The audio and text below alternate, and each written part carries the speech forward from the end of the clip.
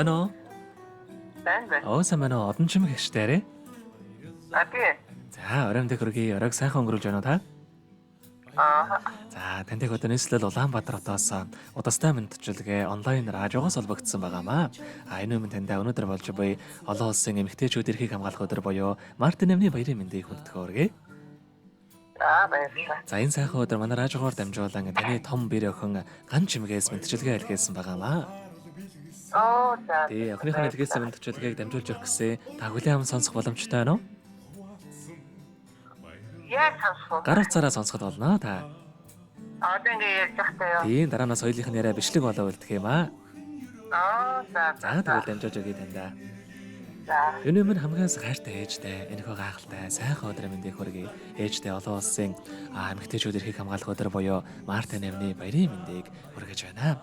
Игнэгт нэгэн заяатай, энгүй сайхан ээж минь та. Эргэн хөрмөх орчлонгийн нухчаан донд эвэлт нарны илч болсон цацраг лугаа айдал.